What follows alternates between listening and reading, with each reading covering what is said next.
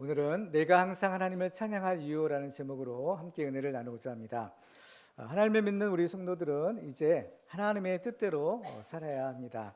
그런데 구체적인 우리의 삶 가운데서 무엇이 하나님의 뜻인지를 아는 것은 그렇게 쉬운 일이 아닙니다. 그리고 우리가 하나님의 뜻을 안다 하더라도 그 뜻대로 실천하는 것은 더 어려운 일이 아닐 수가 없습니다. 근데 성경에 보면 이것이 하나님의 뜻이다라고 아주 분명하게 말씀하고 있는 부분이 있는데요. 그것이 바로 사도 바울이 데살로니가 교회에 보낸 편지 중에 있는 말씀입니다. 이 말씀 우리가 익히 잘 아는 말씀인데요. 우리가 데살로니가전서 5장 16절로 18절 말씀을 같이 한번 읽도록 하겠습니다. 시작. 항상 기뻐하라, 쉬지 말고 기도하라, 범사에 감사하라. 이것이 그리스도 예수 안에서 너희를 향하신 하나님의 뜻이니라. 아멘. 이것이 그리스도 예수 안에서 너희를 향한 하나님의 뜻이다라고 말씀합니다. 자, 이것이 하나님의 뜻이라면 우리가 이 뜻대로 살아야 되는데 이 뜻대로, 이 말씀대로 사는 것이 쉬운가요? 어려운가요? 쉽게 생각할 수도 있고 어렵다고도 생각할 수도 있을 거예요.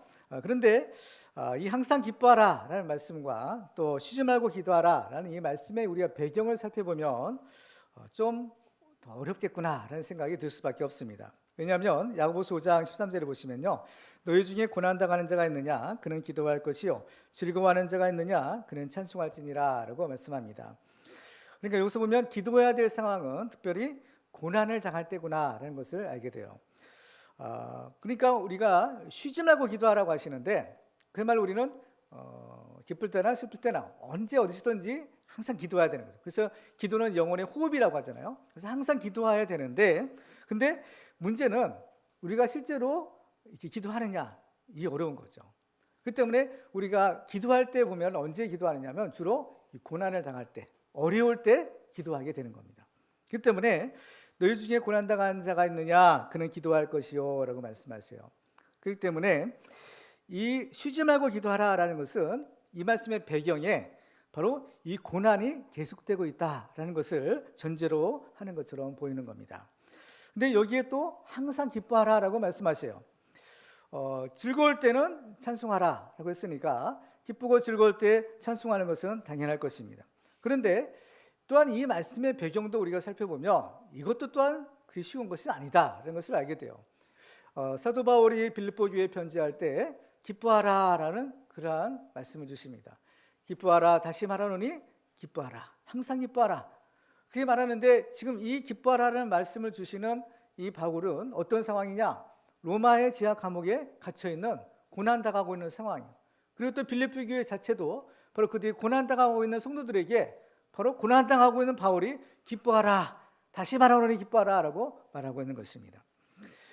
그렇기 때문에 이 말씀을 정리해 보면 우리가 이 항상 고난을 당하는 어려운 상황 속에서도 우리는 기도하고 또 범사에 감사하고 항상 기뻐하며 찬송함을 사는 것, 바로 이것이 우리에 향한 하나님의 뜻이다라는 것입니다. 그런데 과연 우리는 이렇게 살고 있을까? 그렇지 않다면 우리는 어떻게 하면 과연 이 뜻대로 우리가 이 말씀대로 살 수 있을까요? 오늘 본문인 시편 34편 1절에 보면 시편 기자는 이렇게 고백하고 있습니다. 같이 한번 읽어볼까요? 시작. 내가 여호와를 항상 송축하며 내 입술로 항상 주를 찬양하리이다. 내가 여호와를 항상 송축하고 내 입술로는 항상 주를 찬양하겠다라고 고백합니다. 여기서 우리가 주목해야 될 단어가 있는데요, 그것은 바로 내가라는 말과 또 항상이라는 말입니다. 오늘 설교의 제목도 내가 항상 하나님을 찬송할 이유라고 이렇게 달았는데 이 내가와 항상이라는 단어를 우리가 좀 주목할 필요가 있어요. 우리가 하나님의 말씀을 대할 때 어떻게 저렇게 살 수 있을까? 그리고 또 꼭 저렇게 살아야만 할까? 이런 의심이 드는 그런 말씀이 있을 수가 있습니다. 그러면서 저 말씀은 내가 아닌 어떤 특별한 사람들에게 주시는 말씀이다라고 여기고 나에게는 해당되는 말씀이 아니라고 그냥 지나쳐버릴 때가 참으로 많이 있습니다. 근데 바로 그렇기 때문에 그 하나님의 말씀의 능력이 바로 나에게 나타나지 않는 하나의 이유가 될 수가 있어요. 하나님의 말씀을 바로 나에게 주시는 말씀이라고 여기고 진지하게 그 말씀에 대해서 고민하고 또 그 말씀대로 살아보려고 몸부림쳐 보면 어느 순간에 그 말씀의 능력이 나에게 나타나고 또 그 말씀에 따라 내가 변화되는 그러한 모습을 볼 수 있는 겁니다. 그래서 오늘 본문의 다윗의 고백처럼 바로 내가 항상 하나님을 찬송하는 그런 능력 있는 삶을 살 수가 있게 되는 것입니다. 오늘 우리들은 주신 말씀을 통해서 바로 내가 항상 하나님을 찬송해야 될 이유들을 발견하고 그 하나님의 뜻대로 살아가는 하나님의 종들이 다 되시기를 주님의 이름으로 축원합니다. 자, 그러면 내가 항상 하나님을 찬송하기 위해서는 어떻게 해야 될까요? 첫째로는 우리가 하나님을 찬송해야 되는데 그 하나님은 어떤 분이시냐? 하나님은 항상 나의 기도에 응답하시는 분이시다라는 사실입니다. 오늘 본문을 기록한 다윗은 여러 번 반복해서 하나님께서 자기의 기도에 응답해 주셨다라고 고백하고 있어요. 오늘 4절과 6절 같이 한번 읽어볼까요? 시작. 내가 여호와께 간구하매 내게 응답하시고 내 모든 두려움에서 나를 건지셨도다. 이 곤고한 자가 부르짖음에 여호와께서 들으시고 그의 모든 환난에서 구원하셨도다. 아멘. 다윗은 이러한 기도 응답의 체험이 있었기 때문에 그 하나님을 찬송할 수 있었고 또 다른 사람들에게도 우리 함께 하나님을 찬송합시다 이렇게 권면할 수가 있었던 것입니다. 그런데 이런 다윗처럼 어떤 사람의 기도 응답의 체험은 그런데 또 다른 사람에게는 오히려 낙심거리가 될 수가 있다는 사실을 우리가 알아야 됩니다. 다윗이 자기의 기도에 응답하신 하나님을 찬양했다라고 하니까 어떤 분은 다윗처럼 하나님께서 그의 기도에 척척 응답해 주신다면 누가 하나님을 찬양하지 않을 수 있을까 이런 생각을 할 수도 있는 거죠. 다윗은 하나님이 그 기도에 척척 응답해 주셨다고 하는데 그러면 나의 기도는 왜 하나님이 응답해 주시지 않을까? 왜 나에게는 아무런 응답이 없을 것일까? 이렇게 생각할 수도 있는 것입니다. 그런데 성경을 보면요, 다윗은 그야말로 모든 것이 잘 되고 꽃길만은 걸었던 사람이 아니다라는 사실을 알게 됩니다. 오늘 본문은 20편 34편의 표제가 있는데 그 표제가 이제 제목이에요. 그 제목이 뭐냐? 다윗이 아비멜렉 앞에서 미친 채 하다가 쫓겨나서 지은 시라는 것입니다. 그러니까 지금 이 다윗이 내가 항상 하나님을 찬송하겠다 이런 고백을 한 배경에는 잘 되고 형통한 일이 일어날 때가 아니라 그야말로 미친 채에서 겨우 생명을 구원할 수 있는 그런 아주 어려운 고난의 상황이었다라는 사실인 겁니다. 특별히 6절에 보면 이 곤고한 자가 부르짖음에라고 해요. 지금 다윗의 상황이 곤고한 상황이다라는 사실인 겁니다. 이 시편의 지금 배경을 우리가 잠깐 살펴보면 다윗이 이제 블레셋과의 싸움에 나가게 됐죠. 블레셋이 골리앗 장군을 앞세우고 이스라엘을 쳐들어왔습니다. 그때 아무도 이 골리앗을 당해낼 사람이 없는 거죠. 그때 우연하게 이 전쟁터에 나갔던 다윗이 그 골리앗의 망령된 소리를 듣고 저 그 정도 쓰면 안 되겠다. 그래서 하나님 주시는 이 감동을 받아 싸움터에 나가는 겁니다. 그래서 목숨 걸고 싸워서 골리앗을 쓰러뜨리고 이 전쟁을 승리로 이끌어요. 근데 그 결과가 어떻게 되었느냐? 물론 사람들은 사울은 천천히요, 다윗은 만만이다 이렇게 환영을 했지만 정작 사울 왕의 미움을 받아가지고 그 시기를 받아 다윗이 도망자의 신세가 되는 겁니다. 그때부터 이제 도망을 다녀야 되는 거예요. 그래가지고 이스라엘 전국을 다 피해서 돌아다닙니다. 근데 이스라엘 안에 더 이상 이제 피할 데도 없어요. 그러다 보면 이제 마지막에 그 이웃 나라인 블레셋으로 망명을 해야 되겠다 생각을 하는 겁니다. 그래서 그 블레셋 가드 왕의 용병이라도 돼야 되겠다. 그래가지고 가드 왕에게 갔던 것이에요. 그런데 다윗은 이제 오랜 세월이 사실은 지났기 때문에 자기를 다 알아보지 못할 줄 알았어요. 그런데 이 가드 왕의 신하들이 다윗을 금방 알아본 겁니다. 임금님, 이 사람이 누굽니까? 이 사람이 바로 골리앗을 때려 죽인 사람이 아닙니까? 그 잘못하면 다윗이 오서 죽을 뻔한 겁니다. 근데 그때 다윗이 순간적으로 재치를 발휘해서 미친 채 하는 겁니다. 침을 질질 흘리고 기둥에다 몸을 막 비비고 어떻게 해요? 이 미친 사람 흉내를 내는 거예요. 정말 다행스럽게 가드 왕이 왜 미친놈을 나한테 데려왔느냐? 저는 당장 쫓아내라. 그래가지고 다윗이 그 죽을 뻔한 그 상황에서 간신히 구원받은 바로 그 사건을 배경으로 오늘 시가 지어진 겁니다. 이런 상황이라면 보통 사람들은 정말 내가 왜 이렇게 이런 고난을 당해야 될까? 내가 하나님을 위해서, 하나님 나라를 위해서 이렇게 목숨 걸고 싸웠는데 그 돌아온 결과가 왜 이렇게 어려운 고난일까? 그렇죠? 있던 믿음마저도 아마 다 잃어버릴 수도 있을 거예요. 그렇지만 다윗은 그 상황에서 나는 항상 하나님을 찬송하겠다 이런 고백을 하는 것입니다. 다윗은 오히려 이 다윗의 기도가 응답받은 그러한 사건들을 쭉 보면 평안하고 형통할 때가 아니라 이러한 고난의 순간, 어려운 순간, 정말 아버지 목숨을 잃을 뻔한 그런 아주 절대절명의 위기의 순간에 하나님께 기도해서 응답받았던 체험이 있는 사람이었습니다. 그래서 그는 바로 나의 기도에 응답하시는 그 하나님을 체험하고 그 하나님을 찬양하고 있는 것입니다. 하나님은 우리의 기도에 귀를 기울이시는 분이십니다. 그래서 우리의 기도를 들으시는 분이에요. 그래서 시편 기자는 시편 116편에서 이렇게 고백해요. 여호와께서 내 음성과 내 간구를 들으심으로 내가 그를 사랑하는도다. 그의 귀를 내게 기울이셨으므로 내가 평생에 기도하리로다 라고 말합니다. 하나님은 내 기도를 들으시는 분이에요. 그렇기 때문에 나는 평생 이제 하나님께 기도하며 살겠습니다 라는 겁니다. 기도를 안 들어주신다면 기도할 필요가 없겠죠. 그렇지만 그 하나님이 바로 그 귀를 나에게 기울이시고 나의 그 세밀한 그 기도의 소리조차 하나님께서 들으시고 응답해 주신다라는 사실인 겁니다. 그렇죠? 때로는 우리가 부르짖어서 기도하면 좋겠지만 부르짖을 힘조차 없을 때가 있어요. 그렇죠? 정말 우리가 똑바로 기도 소리를 낼 수조차 없는 그러한 어렵고 힘든 상황이 있을 수도 있는 겁니다. 그러한 상황에서도 하나님께서는 바로 우리의 세밀하게 들리는 그 기도 소리를 주님께서는 들으시더라는 겁니다. 그 소리를 들으시고 신음소리 같은 거는 가냘픈 기도 소리를 또 들으시고 응답해 주시고 그를 도와주시는 하나님, 다시 이 하나님을 체험한 것입니다. 그 하나님이 바로 우리가 믿는 자비로우신 하나님이신 줄 믿으시기 바랍니다. 그래서 우리들도 어떤 어려운 상황이든지 우리의 기도를 들으시는 그 하나님께 기도함으로써 우리의 기도가 응답받고 하나님을 찬양하는 그런 축복의 주공 되시기를 주님의 이름으로 축원합니다. 두 번째로 우리가 항상 하나님을 찬송해야 될 이유는 하나님께서는 우리를 모든 환난에서 구원해 주시기 때문입니다. 오늘 본 4절에서 7절까지 보면 하나님께서 자기를 건지시고 구원해 주셨다, 이 사실을 이렇게 노래하고 있어요. 한번 같이 읽어볼까요? 시작.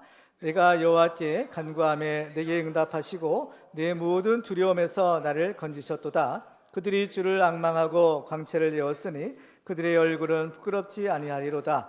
이 곤고한 자가 부르짖음에 여호와께서 들으시고 그의 모든 환난에서 구원하셨도다. 여호와의 천사가 주를 경유하는 자를 둘러진치고 그들을 건지시는도다. 아멘. 다윗은 바로 이 사실을 체험한 사람인 겁니다. 오늘 본문에 보면 다윗은 꼭 죽을 수밖에 없는 그런 아주 위기의 순간을 맞이하죠. 이 사람이 죽음의 순간을 만날 때 느끼는 감정이 있는데요, 그것이 바로 두려운 마음입니다. 바로 이 죽음을 맞이할 때 본능적으로 느끼는 감정이 바로 죽음의 공포인 것이죠. 근데 이 죽음의 공포는 사람이 느낄 수 있는 최고의 두려운 마음이라고 합니다. 이 사람이 이 두려운 마음에 들 때는 언제냐면 내가 가진 것을 억지로 빼앗길 그러한 위기, 그때 느끼는 감정이 두려운 마음이라고요. 그러니까 내가 가진 것들이 있어요. 근데 내가 가진 것들을 내 의사에 반해서 내가 힘이 없어서 뺏기는 그러한 순간이 있을 수 있는 겁니다. 예를 들면 내 어떤 재물, 또 재산이라든지 또는 어떤 명예라든지 또는 어떤 건강이라든지 또 마지막에 자기의 생명, 목숨, 이런 것들을 잃어버릴 그런 순간에 자연히 이 두려운 마음이 든다는 겁니다. 특별히 이 죽음의 공포가 두려운 까닭은 바로 그 죽음을 이길 힘이 나에게 없기 때문입니다. 아무리 이 죽음의 순간을 만든다 하더라도 그 죽음을 이길 힘이 바로 나에게 있다면 그것은 더 이상 나에게 문제가 될 수가 없고 또 나는 두려워할 필요가 없게 되는 것이죠. 그렇지만 이 세상에 사는 어느 누구도 바로 이 죽음을 이길 수가 없는 것입니다. 그래서 천하의 모든 영웅 호걸들도 다 죽음 앞에는 무릎을 꿇고 죽었던 것입니다. 근데 이 죽음을 주관하시는 분이 계세요. 그분이 누구시냐? 바로 하나님이신 겁니다. 사무엘상 2장에 보면 한나의 기도가 기록되어 있는데요, 한나는 본래 아이를 낳지 못하던 여자였습니다. 그래서 아이를 낳지 못해가지고 엄청난 괴로움을 당하죠. 그 분인나의 그러한 그 공격을 받고 어떻게 보면 그 아이를 낳아야만 하는데 낳을 수 없는 그러한 정말 이 절박한 어려운 심정을 하나님 앞에 나아가서 토로합니다. 그래서 하나님께서 다행히 그의 기도를 들어주시고 그의 아들을 낳게 하시잖아요. 그래서 그때 낳은 아들이 바로 사무엘인 겁니다. 한나는 하나님께 기도할 때 하나님께서 나에게 아들을 낳게 해주신다면 그 아들을 함께 바치겠습니다, 이 소원을 해요.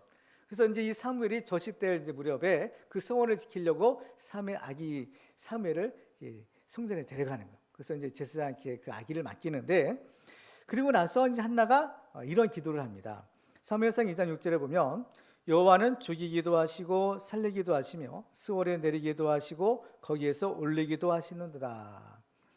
이 한나가 체험한 하나님은 어떤 분이시냐? 사람의 생명을 주관하시는 분이에요. 죽이기도 하시고 살리기도 하신다는 거예요. 그러니까 이 사람의 생명이 누구에게 달려있는 거예요? 하나님께 달려있는 겁니다. 특히 아기를 낳는다라는 것은 하나님 주시는 그 생명의 축복을 받는다는 것을 의미하는 겁니다. 그런데 이것은 사람이 할 수 있는 일이 아니에요. 생명의 주관자 되시는 하나님만이 하실 수 있는 거예요. 그런데 아이를 낳지 못하던 이 여자가 하나님의 그 은혜를 체험하는 겁니다. 그래서 그 아기를 낳는 이런 놀라운 이 경험을, 체험을 할 수 있었던 거죠. 그 때문에 이 한나는 이 하나님이야말로 바로 이 사람의 생명과 이 죽음, 생사를 주관하시는 하나님이시구나 라는 사실을 알게 된 것입니다. 하나님께서 우리 사람의 살고 죽는 것을 주관하시는 분이다 라는 사실을 우리가 알게 되면 그 하나님을 아는 사람, 또 하나님을 믿는 사람들은 이 죽음조차 두려워할 필요가 없구나 라는 사실을 알게 돼요. 왜냐하면 하나님 우리의 생명도 주관하시지만 죽음도 주관하시는 분이에요. 그렇기 때문에 우리가 살고 죽는 것이 하나님께 손에 달려있다면 하나님을 믿는 사람들은 어때요? 죽음을 두려워할 필요가 없게 되는 것입니다. 죽음조차도 하나님의 주권 아래 있기 때문인 것이죠. 그래서 다윗이 하나님께 기도했을 때 하나님께서 내게 응답하시고 내 모든 두려움에서 나를 건지셨다라고 고백해요. 오늘 4절에 보시면 내가 여호와께 간구하며 내게 응답하시고 내 모든 두려움에서 나를 건지셨도다라고 말합니다. 그렇죠? 이 두려움이 어떤 두려움이겠어요? 가장 근본적인 죽음의 공포, 그 죽음의 두려움에서 나를 건지셨다라는 것입니다. 다윗은 수많은 전쟁을 치른 사람이었습니다. 전쟁터란 것은 사람이 살고 죽는 그야말로 생과 사의 갈림길이 이 전쟁터에서 결정되는 겁니다. 그런데 다윗은 그 전쟁이 일어나도 내 마음이 두렵지 않다라고 고백합니다. 시편 27편 3절에 보면 군대가 나를 대적하여 진칠지라도 내 마음이 두렵지 아니하며 전쟁이 일어나 나를 치료할지라도 나는 여전히 태어나리로다 라고 말합니다. 다윗이 이렇게 어떤 상황에서도 두려워하지 않을 수 있었던 비결은 바로 하나님이 자기의 생명을 주관하시는 분이신 것을 알았기 때문인 겁니다. 시편 27편 1절에 보면 여호와는 나의 빛이요 나의 구원이시니 내가 누구를 두려워하리요 여호와는 내 생명의 능력이시니 내가 누구를 무서워하리요 라고 고백하고 있습니다. 그렇습니다. 그 때문에 우리들은 혹시라도 우리 마음에 이런 두려운 마음이 들 때, 이런 두려운 생각이 들 때 우리들은 그 하나님께 기도하며 찬송해야 되는 겁니다. 그래서 오늘 4절에 보면 내가 여호와께 간구하며 내게 응답하시고 내 모든 두려움에서 나를 건지셨도다라고 고백하고 있는 겁니다. 그래서 우리는 이런 부정적인 어둠의 생각들, 이러한 생각들이 들 때 하나님께 기도하고 하나님을 찬송하는 겁니다. 그러면요 바로 이런 어둠의 세력이 물러나는 그러한 경험을 할 수가 있는 것입니다. 그래서 우리가 하나님께 기도하면 우리는 담대한 마음이 생기는 겁니다. 그렇죠? 하나님께 기도하면 하나님이 나를 도와주셔요. 그렇기 때문에 우리는 죽음조차 두려워하지 않을 수 있는 겁니다. 그래서 우리 하나님이 함께 하시는 이런 확신이 들고 바로 담대한 마음이 생기는 겁니다. 그렇지 않으면 우리는 여전히 두려움 가운데 이 두려움의 노예가 될 수밖에 없는 겁니다.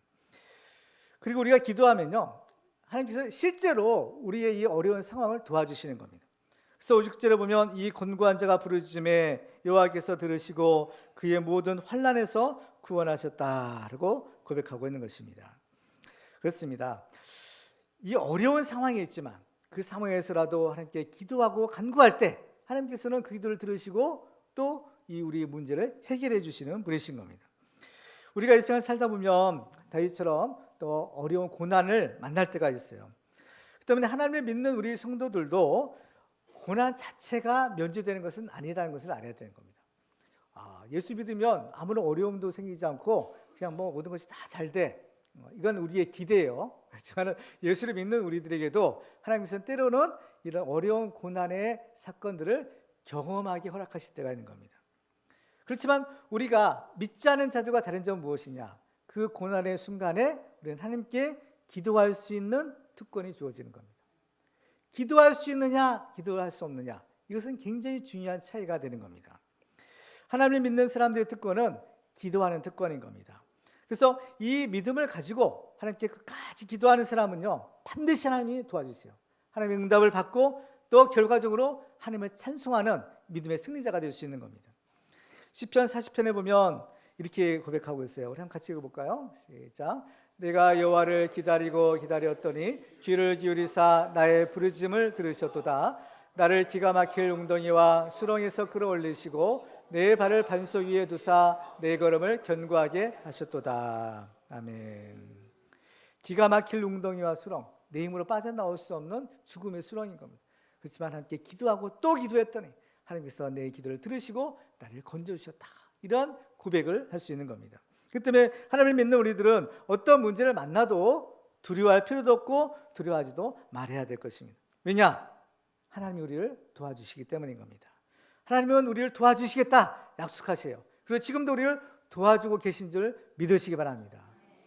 이사야 41장 10절 같이 읽어볼까요? 시작. 두려워하지 말라 내가 너와 함께함이라. 놀라지 말라 나는 내 하나님이 됨이라. 내가 너를 굳세게 하리라. 참으로 너를 도와주리라. 참으로 나의 의로운 오른손으로 너를 붙들리라. 이 약속의 말씀을 붙드시기 바랍니다. 하나님 우리를 붙드신다고 했어요. 우리도 이 하나님의 약속의 말씀을 붙드셔야 됩니다. 그래서 이 말씀을 우리가 붙들고 하나님 앞에 기도하시는 거예요. 하나님 나를 도와주신다고 하시지 않았습니까? 하나님 나를 도와주세요. 하나님 나를 불쌍히 여겨주세요. 그러면 하나님 반드시 도와주세요. 하나님 우리를 불쌍히 여기시고 우리를 도와주시는 하나님이신 줄 믿으시기 바랍니다. 특별히 예수를 믿는 우리들은요, 정말 우리는 아무것도 두려워할 필요가 없어요. 너는 마음에 근심하지 말라. 하나님을 믿으니 또 나를 믿으라고 하셨어요. 걱정하지 말라는 겁니다. 두려워하지 말라는 겁니다. 왜 그럴까요? 예수님이 세상을 이기시고 예수님의 죄와 사망 권세를 이기고 부활하셨기 때문인 겁니다. 우리가 가장 두려워하는 것이 죽음의 공포인데 예수님은 그 사망의 권세를 이기고 부활하셨어요. 고린도서 15장에 보면 사망아 너의 승리가 어디 있느냐? 사망아 내가 쏘는 것이 어디 있느냐? 사망이 쏘는 것은 죄요 죄의 권능은 율법이라. 우리 주 예수 그리스도로 말미암아 우리에게 승리를 주시는 하나님께 감사하노니라고 고백합니다. 그리고 예수님이 승리하셨기에 예수를 믿는 우리들도 예수 안에서 죄와 사망 것을 이기고 승리하는 승리자가 될 수 있는 것입니다. 예수님은 내가 세상을 이겼다라고 고백하세요. 말씀하십니다. 요한복음 16장 33절에 보면 이것을 너희에게 이르는 것은 너희로 내 안에서 평안을 누리게 하려 함이라. 세상에서는 너희가 환난을 당하나 담대하라 내가 세상을 이겼노라 라고 말합니다. 우리가 살고 있는 세상, 그리고 의인이 환난을 당하는, 고난을 당하는 어려운 세상입니다. 그렇지만 주님은 이 세상을 이기셨다. 두려워하지 말아라. 담대하라 말씀하시는 겁니다. 그 때문에 우리들은 어떤 일을 만나더라도 우리의 생명의 주인 되시는 하나님께 기도함으로 모든 환난에서 구원을 받고 하나님을 찬양하는 우리 모두가 되시기를 주님의 이름으로 축원합니다. 세 번째로 우리가 항상 하나님을 찬송해야 될 이유는 하나님은 우리에게 모든 좋은 것을 주시기 때문입니다. 다윗은 오늘 본 8절에서 이렇게 말씀합니다. 너희는 여호와의 선하심을 맛보아할지어다 그에게 피하는 자는 복이 있도다. 하나님의 선하심을 맛보아라, 체험해라는 겁니다. 그렇죠? 우리가 하나님이 어떤 분이신지를 알면요 절대로 두려워하지 않을 수 있어요. 근데 그 하나님을 아는 제일 좋은 방법은 뭐냐? 바로 자기가 직접 하나님을 만나서 그 하나님을 체험해 보는 겁니다. 그렇죠? 성경에 보면 엘리사 선지자가 있어요. 그래서 이 엘리사 선지자는 엘리야 선지자의 원래 제자였던 겁니다. 엘리야는 우리가 아는 대로 엄청난 능력을 행했던 그런 하나님의 종이었죠. 그래서 이 엘리사가 엘리야 선지자를 따라다니면서 이 엘리야가 행하는 놀라운 권능을 직접 보고 체험하는 겁니다. 놀라운 일들이 일어나잖아요. 그래서 이 엘리사도 야 나도 저런 능력을 좀 받아봤으면 얼마나 좋을까. 그래서 이러한 마음을 가지고 있는 거예요. 근데 이제 어느 날 하나님께서 엘리야를 이제 데려가실 때가 된 거예요. 그래서 엘리야가 그걸 미리 알고 이제 내가 너희들 떠나가야 된다. 하나님 나를 부르실 때가 온다. 가까웠다. 말하는 거예요. 그러면서 엘리야 선지자가 그 제자들에게 내가 너희에게 뭘 해주고 갈까? 한번 구해보라 하는 거예요. 근데 그때 엘리사가 뭘 구하는가 하면 내게 당신의 갑절의 영광을 주옵소서. 갑절의 영광. 이거 뭐냐면 이 엘리야가 이 놀라운 능력을 행했던 비결이 뭐냐? 하나님의 영광, 그 성령의 충만함을 받은 겁니다. 그런데 참 이 엘리사는 담대해요. 그 엘리야가도 얼마나 능력 있는 사람이에요. 근데 그 갑절의 영광을 달라는 겁니다. 아 정말 참 담대한 요구가 아닐 수가 없는 거예요. 그러니까 엘리야가 그건 내가 해줄 것이 아니다. 그렇죠. 그는 사람이 줄 것이 아니라 하나님이 해주셔야 되는 겁니다. 하나님이 주셔야 돼요. 내가 올라가는 것을 내가 보면 그 일이 이루어질지도 모르겠다. 근데 어느 순간에 둘이 길을 가다가 하늘에서 불병거가 내려와요. 그래가지고 엘리야를 탁 태우고 이제 엘리야는 승천하죠. 근데 그때 바로 하늘에 올라가던 엘리야에게서 옷이 떨어지는 겁니다. 겉옷이 떨어져요. 그래가지고 엘리사가 바로 그 엘리야의 겉옷을 들고 뭘 하느냐. 자, 열왕기하 2장 14절에 보면 이렇게 말합니다. 엘리야의 몸에서 떨어진 그의 겉옷을 가지고 물을 치며 이르되 엘리야의 하나님 여호와는 어디 계시나이까 하고 그도 물을 치매 물이 이리저리 갈라지고 엘리사가 건너니라. 이때 엘리사가 말하는 것이 뭐냐? 엘리야의 하나님 여호와는 어디 계십니까? 엘리야와 함께 있었던 하나님, 그 하나님이 어디 계실까요? 지금 엘리야는 하늘로 올라갔어요. 이 말은 뭐냐면은 엘리야와 함께 있었던 하나님이 바로 나와 함께하여 주시옵소서, 이 얘기인 겁니다. 엘리야 하나님이 나의 하나님이 되어 주시옵소서, 이 고백인 거예요. 우리들도 바로 그 엘리야 하나님이 바로 나의 하나님이 되시기를 주님의 이름으로 축원합니다. 그렇습니다. 엘리야와 함께 있었던 하나님, 그 엘리사와 함께 있었던 하나님, 그 하나님이 지금도 살아 역사하시는 하나님, 우리가 믿는 하나님이요. 그 때문에 그 하나님은 바로 나의 하나님이 되실 수가 있는 것입니다. 그렇죠? 야고보서 4장에 보면 엘리야는 우리와 성정이 같은 사람이로되 그가 비가 오지 않기를 간절히 기도한즉 3년 6개월 동안 땅에 비가 오지 아니하고 다시 기도하니 하늘이 비를 주고 땅이 열매를 맺었느니라 라고 했어요. 엘리야는 우리와 성정이 같은 사람이었다. 그러니까 우리가 똑같은 사람이었다는 겁니다. 그런데 이 엘리야는 기도의 사람이었던 겁니다. 그가 하나님께 기도하니까 하늘이 닫히기도 하고 열리기도 하고, 그렇죠? 그야말로 엄청난 이 능력을 행했던 사람이 엘리야라는 겁니다. 그러니 엘리야와 함께 있었던 하나님이 바로 엘리사의 하나님이요, 또 그 엘리사와 함께 있었던 하나님이 바로 바로 나의 하나님이 되실 줄 믿으시기 바랍니다. 그 때문에 우리가 어떤 대가를 치르더라도 그 하나님을 인격적으로 만나서 그 하나님이 바로 나의 하나님이 되실 수만 있다면 그것이 가장 귀한 축복인 것입니다. 욥의 경우도 보면 그렇잖아요. 욥도 그 모든 온갖 고난을 당한 후에 얻은 축복이 무엇입니까? 욥기서 42장 5절에 보면 내가 주께 대하여 귀로 듣기만 하였사오나 이제는 눈으로 주를 배웠나이다. 욥이 하나님을 경외하지 않았던 것이 아닙니다. 욥은 하나님께 인정받은 하나님을 잘 믿는 사람이었어요. 그런데 이 욥은 어떻게, 욥이 믿는 하나님은 귀로 들었던 하나님, 다른 사람이 전해주었던 하나님이에요. 그런데 이 고난의 끝에 그는 하나님을 만납니다. 하나님 인격적으로 만나요. 그러니까요, 이제는 내 눈으로 주를 배웁니다. 하나님을 만났다는 겁니다. 하나님을 체험했다는 거예요. 그렇죠? 그러니까 그 하나님이 이제 다른 사람의 하나님이 아니라, 다른 사람이 전해주는 하나님이 아니라 바로 나의 하나님이 되셨습니다. 나의 하나님입니다. 이게 얘기인 겁니다. 그러면 우리는 막연하게 신앙생활을 하는 것이 아니라 하나님을 인격적으로 만나고 그 하나님과 교제하는 역동적인 신앙생활을 해야 되는 겁니다. 그래서 하나님과 동행하는 신앙생활을 해야 되는 거죠. 특별히 우리들은 하나님께서 우리에게 베푸신 은혜가 바로 나를 위한 것이다 라는 사실을 우리가 잊지 말아야 됩니다. 이 교회는 구원받은 우리 성도들의 공동체예요. 그래서 우리 교회의 신앙 고백은 항상 우리입니다. 그래서 우리가 나와요. 근데 우리 이전에 먼저가 있는데 그것은 바로 내가예요. 우리라는 말은 어때요? 내가 포함된 여러 복수형의 사람들을 가리켜 우리라고 하잖아요. 근데 그 하나님께 구원받고 하나님께 은혜 받은 그 우리 가운데는 중심에 내가 있어야 된다는 겁니다. 내가. 그러니까 내가 인격적으로 하나님을 만나서 하나님이 베푸신 그 은혜를 체험해야만, 그렇죠? 그 하나님이 바로 나의 하나님이 되시고 또 그 예수님이 나의 구원자가 되셔서, 그렇죠? 내가 하나님 앞에 구원받은 하나님의 자녀가 되는 거예요. 그래서 나의 하나님, 나의 구원자, 바로 이 과정을 거치지 않고 그냥 교회에 들어오게 되면 알곡 신자가 아니라 자칫 가라지가 될 가능성도 있는 거예요.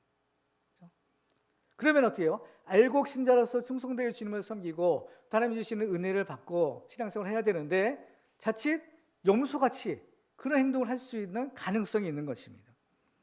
그러니까 이 가능성이 항상 있는 거예요. 이 알곡과 가라지의 비유에서 보면 알곡을 씨를 뿌린 거예요.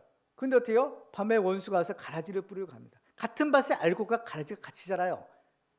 이건 세상을 비유할 수도 있고 교회 안을 비유할 수도 있는 겁니다. 근데 이게 같이 자라는 겁니다.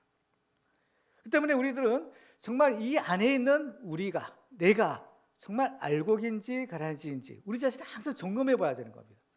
근데 그나마 가라지라도 이 안에 있으면 이게 은혜예요. 왜냐?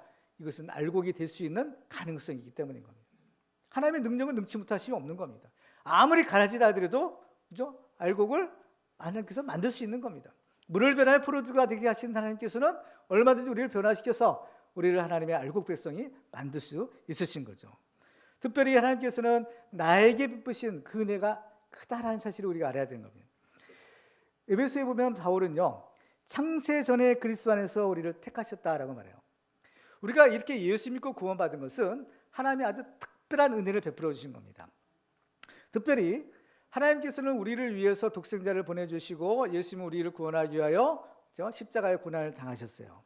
그런데 이것은 바로 이 교회 공동체인 우리를 대표하는 겁니다. 그런데 우리가 항상 이 하나님이 베푸신 이 은혜를 우리라는 말로서 이게 고백하면 자칫 잘못하면 이 은혜가 희석이 될 가능성이 있어요. 왜냐? 우리 속에, 내가 그 우리 속에 있으면 다행인데 자칫 잘못하면 우리라는 무리 속에 내가 그냥 끼어져 있는 그러한 무리 가운데 한 사람이 될 가능성이 있기 때문인 겁니다. 그렇기 때문에 하나님께서, 자 보세요, 우리를 구원하기 위하여, 그러니까 우리라는 말 대신에 나를 구원하기 위하여, 나를 구원하기 위하여 독생자를 보내주셨어요. 십자가 내어주신 거예요. 만약 우리에게 아들이 하나 있다, 그런 굉장히 귀한 아들이잖아요. 그 아들을 우리를 위해서 내어주신 겁니다. 그리고 또 예수님은 바로 나를 위해서, 나를 구원하기 위하여 십자가의 고난을 당하시고 죽으셨다가 부활하신 겁니다. 그러니까 이 모든 것이 창세전부터 다 하나님의 계획인 거예요. 누구를 구원하기 위한? 나를 구원하기 위한 하나님의 계획인 겁니다. 그러니까 우리를 구원하셨다 하면은 이게 느낌이 잘 안 돌아요. 근데 보세요, 나를 구원하시기 위해, 나를 구원하시기 위해 하나님께서 창세전부터 계획하시고, 나를 위해서 하나님께서 예수님을 보내주시고, 나를 구원하기 위해 예수님이 십자가 지신, 그것이 다 누구를 위한 거예요? 나를 위한 거예요. 이 얼마나 큰 은혜예요. 내가 이 은혜를 받고 내가 지금 여기에 있는 겁니다. 이 은혜가 없으면요, 우리가 있을 수가 없는 거죠. 그렇기 때문에 진짜 이 하나님의 은혜를 받은 사람은 바로 부족함이 없는 하나님의 은혜를 누릴 수 있는 거예요. 그래서 오늘 9절과 10절에 보면 너희 성도들아 여호와를 경외하라. 그를 경외하는 자에게는 부족함이 없도다. 젊은 사자는 궁핍하여 줄일지라도 여호와를 찾는 자는 모든 좋은 것에 부족함이 없으리로다 라고 말합니다. 다윗은 하나님을 경외하는 자에게는 부족함이 없다라고 고백해요. 젊은 사자는 힘이 아주 강하기 때문에 굶주리는 법이 별로 없습니다. 근데 설령 이러한 아주 강한 힘을 가진 맹수, 결코 줄일 수 없는 맹수가 굶주리는 경우가 혹시라도 있을지라도, 그렇죠? 하나님을 찾는 자는 모든 좋은 것에 부족함이 없다라고 말하는 겁니다. 왜 그럴까요? 하나님께서 나를 사랑하시고 나에게 은혜 주시기 때문인 겁니다. 나를 구원하기 위해 하나님께서는 독생자를 보내주셨다고 했어요. 예수님은 나를 위해서 자기 생명을 버리셨다고 했어요. 그러면 하나님께서는 나를 위해서 모든 좋은 것을 왜 안 주시겠느냐는 겁니다. 로마서 8장 31절과 32절을 같이 읽도록 하겠습니다. 시작. 그런즉 이 일에 대하여 우리가 무슨 말하리요? 만일 하나님이 우리를 위하시면 누가 우리를 대적하리요? 자기 아들을 아끼지 아니하시고 우리 모든 사람을 위하여 내주시니가 어찌 그 아들과 함께 모든 것을 우리에게 주시지 아니하겠느냐. 아멘. 그 증거가 뭐냐? 예수님 우리를 위해서 죽으셨다는 겁니다. 자기 생명도 주시고 아들도 주시고 우리를 위해서. 누굴 위해서요? 나를 위해서. 우리가 아니라 나를 위해서. 나를 위해서 그렇게 다셨다면 예수님도 주셨는데 나머지 거야 뭐 말할 것도 없지 않겠느냐는 거예요. 그러니까 우리가 이 모든 하나님의 좋은 은혜를 다 받은 사람이라는 겁니다. 근데 우리가 여기서 한번 생각해 볼 것은, 여러분들 그러면 하나님께서 예수 그리스도와 함께 모든 좋은 것을 다 주셨다고 했는데 여러분들 정말 부족한 것이 없나요? 아무 부족한 것이 없나요? 지금 이 다윗의 고백처럼 아무 부족한 것이 없다고 했어요. 여러분들의 삶에서는 부족한 것이 정말 없습니까? 저는 부족한 것이 너무 많은 것 같아요. 너무 부족한 거예요. 근데 이상하게 다윗은 부족한 것이 없다는 거예요. 자, 여기서 우리 한번 생각해 볼 것이 있어요. 과연 다윗의 현실이 정말 아무 부족함이 없었을까? 다윗은 부족함이 없다고 했으니까 다시 거짓말하지는 않았겠죠. 다윗이 하나님을 믿는 사람이 거짓말하지는 않을 거 아니에요. 분명히 다윗은 거짓말하지 않았을 겁니다. 그런데 한번 다윗의 상황을 가만히 보세요. 지금 이 다윗의 상황이 어떤 상황이에요? 다윗은 고백하길 나는 곤고한 자다라고 했어요. 지금 이 시편을 지금 이 상황도 죽을 뻔했다가 간신히 목숨만 겨우 건진 그런 어려운 상황인 겁니다. 도망자의 신세가 되어서 어디 뭐 지금 그죠? 머리 붙이고 잘 데도 없는 거예요. 그런 다윗이 부족한 것이 없다는 겁니다. 왜그 얘기는 없는 것이 너무나 많았어요. 우리가 기준으로, 우리의 생각으로 부족한 것이 없으면 뭣도 있고 다 있어야 돼요. 그런데 잘 보세요. 만약 다윗에게 이러한 것들이 있었다면, 이런 것들이 주어졌다면 다윗이 이것을 감당할 수 있었을까? 지금 다윗은 어떤 상황이에요? 도망가야 돼요. 사울이 쫓아오면 지금 막 도망가야 돼요. 이거 가지고 도망갈 수가 없어요. 오히려 무거운 짐이 될 뿐이에요. 근데 다윗에게는 있는 것이 있어요. 다른 사람 사울에게 없는 것이 있어요. 그건 뭘까요? 하나님이셨어요. 하나님과 함께 하셨던 겁니다. 사울에게 없는 하나님이 다윗에게는 계셨던 거예요. 그렇기 때문에 다윗은 하나님이 네게 계시니까 어때요? 나머지 것들은 필요가 없는 겁니다. 왜? 하나님이 나와 함께 하시니까 나머지 것들은 어떻게 하나님은 다 그냥 알아서 해주시는 겁니다. 그러니까 하나님이 함께 하시니까 내게 부족함이 없다, 이런 고백을 할 수 있는 것입니다. 사람들은 저마다 제가 생각하는 삶의 기준이 있어요.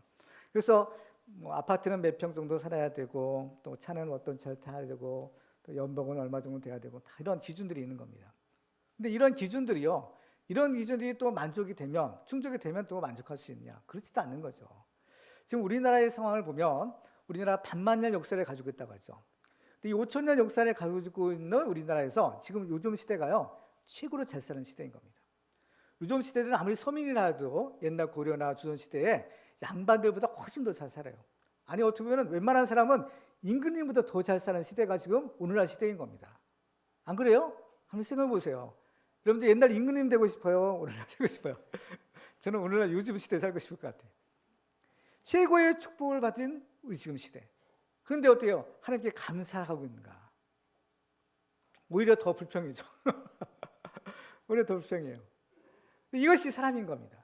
그러니까 일상껏 가지고 있는 사람이 만족할 수가 없는 겁니다. 그렇죠? 지금 시편 기자가 말하는 부족함이 없는 삶이란 것은 이러한 세상적인 조건이 채워지는 것으로 만족하는 것이 아니라 오직 하나님 한 분만으로 만족하는 삶. 하나님이 나와 계시니까 나머지 것들은 이제 괜찮습니다. 이것도 없고 저것도 없는 것이 아니라 하나님이 함께 하시니까, 하나님만 계시면 나는 축합니다. 바로 이것이에요. 그래서 너희는 먼저 그의 나라와 그를 구하라. 그러면 너희에게 모든 것을 더하여 주시리라 하십니다. 이것은 다윗뿐만 아니라 하나님을 경외하는 우리들에게도 마찬가지인 겁니다. 사도 바울은 빌립보서 4장에서 이런 얘기를 합니다. 내가 궁핍함으로 말하는 것이 아니니라. 어떠한 형편이든지 나는 자족하기를 배웠노니 나는 비천한 취할 줄도 알고 풍부에 처할 줄도 알아. 모든 일 곧 배부름과 배고픔과 풍부와 궁핍에도 처할 줄 아는 일체의 비결을 배우느라. 내게 능력 주신 자 안에서 내가 모든 것을 할 수 있느니라. 아멘. 그렇습니다. 오늘도 이 하나님의 풍성한 은혜를 우리가 체험하고 항상 하나님을 찬양하는 그러한 축복의 주인공 되기를 주님의 이름으로 축원합니다. 마지막으로 우리가 항상 하나님을 찬송해야 될 이유는 하나님은 상처 입은 우리를 고쳐주시고 또 살려주시는 분이시기 때문입니다.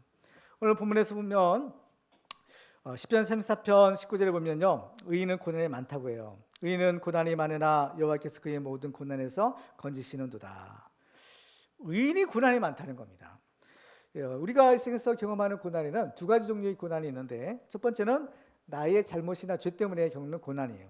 아마 우리가 당하는 고난의 대부분은 바로 이것 때문에 사실은 겪는 겁니다. 근데 두 번째 고난이 있는데, 이것은 나의 잘못이나 죄가 아니라 의인의 고난이에요. 이것은 바로 주님의 고난에 동참하는 고난인 겁니다. 김남중 목사님이 쓴 그 책에 보면요, 이런 말이 있어요. 세상의 죄의 깊이는 의인의 고난에서 더욱 뚜렷해진다. 의인이 당하는 고난은 세상의 죄에 대한 속죄의 의미가 있다. 악에 대해서는 반드시 그에 대한 벌이 있다는 것이 인간의 느낌이요, 직관이요, 신념이다. 그런데 너나 할 것 없이 세상은 악에 물들어 있다. 그렇다면 이 세상이 멸망해야 하지 않는가?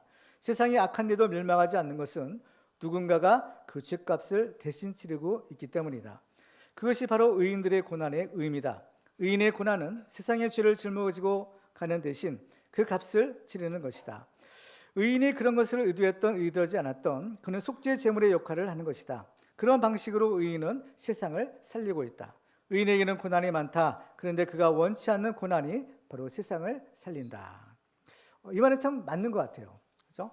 소돔과 고모라의 경우에도 보면 이 소돔과 고모라가 결국 이제 멸망을 당하잖아요. 근데 그 성이 멸망받은 근본적인 원인은 그 죄 때문이죠. 자기들이 그 죄가 이제 관영해서 결국에는 심판이 임하게 되는데, 근데 성경을 자세히 보면 그 죄도 물론 있지만 더 결정적인 원인이 있어요. 그것은 바로 그들 가운데 그들의 죄를 중보해 줄 수 있는 의인 10명이 없었기 때문인 겁니다.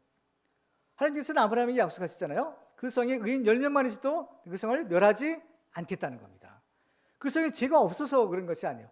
죄가 있지만 그 성을 중보해 줄 수 있는 의인 10명만 있으면 그 성을 멸하지 않겠다고 하시는 겁니다. 그렇기 때문에 우리 성도들이 바로 이 세상에서 이 고난을 위해서 하나님의 부름받은 이 사명이 있다는 사실을 우리가 알 필요가 있는 겁니다. 그러니까 믿지 않는 가정에서 믿는 성도들이 고난을 당하죠. 그리고 또 믿지 않는 세계, 사회, 직장이라든지 이런 어떤 조직에서 믿는 사람들이 고난을 당하는 겁니다. 근데 이런 고난이 당연하다는 거예요. 왜냐하면 바로 그 고난을 통해서 그 가정을 살리고 그 고난을 통해서 그 사회를 살리시기 때문인 겁니다. 그렇죠? 사실 이 의인의 고난, 이 의인의 고난이 우리를 살리는 거예요. 죄 없는 예수님이 의인이시잖아요. 죄 없는 예수님이 바로 죄 있는 우리를 위해서 고난 당하시는 겁니다. 그 예수님의 고난 때문에 우리가 살 수 있는 겁니다. 그렇죠. 그렇기 때문에 이제 예수를 믿고 구원받은 우리들, 하나님 앞에 의롭다 인정받는 우리들, 그 의인들의 고난을 통해서 하나님께서는 또 다른 사람들을 구원하기를 원하신다. 이 사실을 알아야 되는 겁니다. 그렇기 때문에 예수님 이미 다 고난 당하시고 이미 다 부활하셨는데 왜 우리 믿는 성도들의 고난이 있어야 될까? 바로 믿는 성도의 고난을 통해서 사람을 구원하시는 겁니다. 그렇기 때문에요, 복음이 처음 증거되는 것, 그것에는 반드시 순교의 피가 흘리는 겁니다. 그렇지 않겠어요?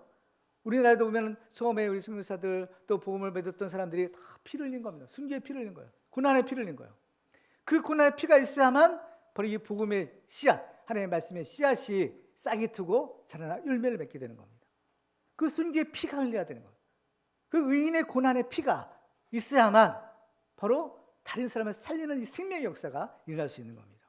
그렇기 때문에 하나님을 믿는 내가 왜 이렇게 어려움을 당해야 되느냐, 하나님을 믿고자 하는 내가 왜 이렇게 고난을 당해야 되느냐, 이 실망하고 낙심할 필요가 없어요. 하나님은 나의 고난을 통해서 또 다른 누군가를 살리기를 원하시고 나를 통해서 또 다른 누군가를 구원하기를 원하시기 때문인 것입니다.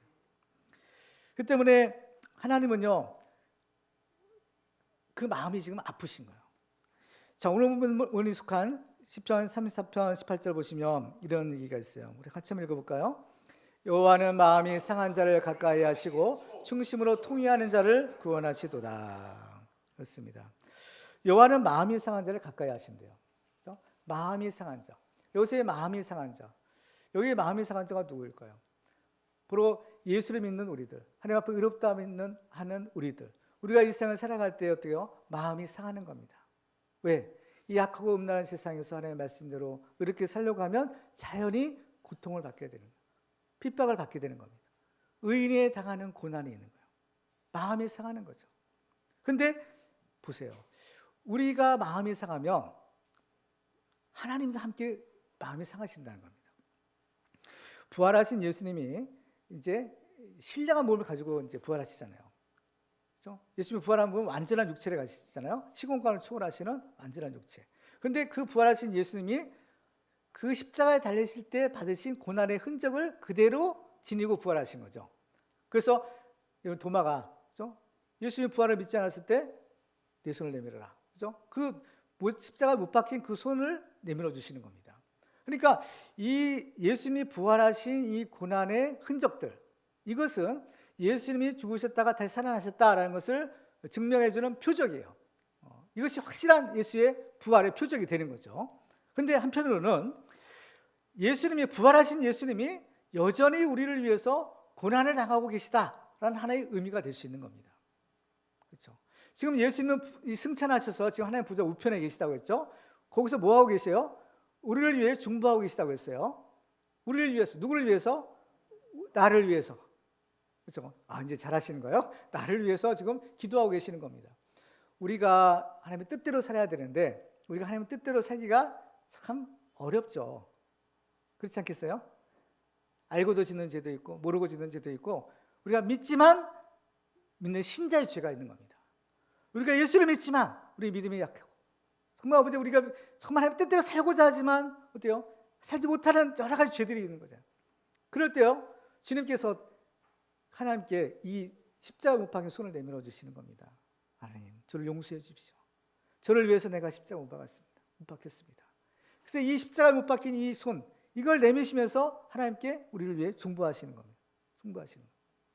그리고 주님께서는 또한 우리가 죄를 지을 때, 우리 하나님 뜻을 살지 못했을 때 이 십자가의 고통을 또한 겪고 계시는 거예요. 겪고 계시는 겁니다. 정말 우리가 하나님의 뜻대로 살면은 참 너무나 하나님을 기쁘시게 하는 일이 되겠지만, 우리가 정말 하나님의 뜻대로 살지 못하는 그러한 안타까운 일에서 주님께서는 여전히 아파하시는 겁니다. 저도 이제 마음이 괴로울 때 어떻게 다른 사람한테 하소연할 수가 없잖아요. 하나님께 그냥 나가서 기도하는 겁니다. 근데 한 번은 이런 경험을 해주시는 거예요. 최근에 한번 경험을 해주시는데, 정말 막 괴로워가지고 하나님께 그야말로 기도를 하는 거예요. 기도를 하는데 한순간에 주님의 마음을 이렇게 느끼게 해주시는 그런 순간을 경험했어요. 그 뭐냐면은, 내가 왜 이렇게 아파하고 있느냐, 응? 내가 너와 함께하고 있는데 왜 이렇게 괴로워하느냐, 네가 아프니까 나도 아프다. 이 주님의 이러한 내적인 음성인지는 모르겠는데, 이런 주님의 마음을 확 주시는 겁니다. 그죠? 네가 아프니까 나도 아프다. 그죠? 이건 마치 어린 자녀가 아파할 때 그 부모가 그것을 보고 그 마음이 같이 아픈 것과 같은 그러한 심정이겠다라는 생각을 하게 되는 겁니다. 그때 저는 이런 생각이 들었어요. 주님께서 아프다고 하시는데, 만약에 주님이 나은 사람의 아픔에도 주님이 이렇게 아파하신다면, 예수님은 지금 얼마나 많은 사람들 때문에 정말 아파하고 계실까? 그죠? 지금 나은 사람이 아파하고 나은 사람이 괴로워하는 것으로도 주님께서는 어떻게요? 나 때문에 주님께서 또 나를 동정하시고 나를 불쌍히 여기셔서 아파하고 계신다면, 나 말고도 다른 사람은 또 얼마나 많겠어요? 그 생각을 딱 하니까 지금 나의 괴로움과 나의 이 아픔은요, 이건 아무것도 아닌 거예요. 사실 그때 깨달은 것이 있어요. 뭐냐? 내가 아무리 힘들고 어려워도 나보다 더 어려운 사람이 있겠다는 겁니다. 내가 아무리 어려워도요, 나보다 더 어려운 사람이 있는 겁니다. 나보다 더 괴로운 사람이 있는 거예요. 그렇죠? 그리고 이 모든 사람들보다 하나님이, 또 예수님이 가장 아파하고 계시구나. 그 사실을 깨달아요. 물론 이제 우리가 예수님 마지막 재림하시고 최후의 심판이 이루어져서 천국과 지옥이 다 이제 결정이 되면, 구원의 완성이 되면, 그때 그 예수님의 손에 났던 이 흔적, 이 고난의 흔적이 그때는 이제 없어질지도 모르겠어요.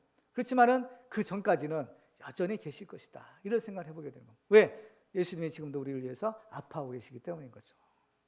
그렇습니다. 그러니까요, 정말 담대한 마음이 드는 거예요, 이제요. 그렇죠? 나는 이건 아무것도 아니구나. 이게 아무것도 아니구나. 나의 괴로움은 아무것도 아니구나. 나는 하나님이 함께 하시는구나. 응? 하나님이 나를 도와주시는구나. 나를 버리지 않으셨구나. 그렇죠? 힘들고 어려울 때마다 하나님께서 내가 너와 함께한다, 이런 내적 음성을 자꾸 주실 때가 있어요. 응? 내가 너와 함께한다. 이런 그런 말씀이, 또 이런 생각이 들 때마다 이제 막 감동이 막 생기는 거예요. 그렇군요. 주님이 나와 함께 하시는군요. 그렇죠? 지금도 나와 함께 하시는 하나님이 나를 도와주고 계시는군요. 이게 힘이 생겨요. 그렇죠? 그렇기 때문에 우리들은요, 어렵고 힘들 때마다 하나님께 나가서 기도해야 되는 겁니다. 기도하면 하나님은 우리 무거운 짐을 다 대신 지신다고 하시잖아요. 그렇죠? 우리 모든 무거운 짐, 이 죄의 짐, 이런 것들 주님이 다 대신 져주신다고 하십니다. 우리 아픔, 괴로움, 이것들요, 주님이요 다 져주시는 겁니다.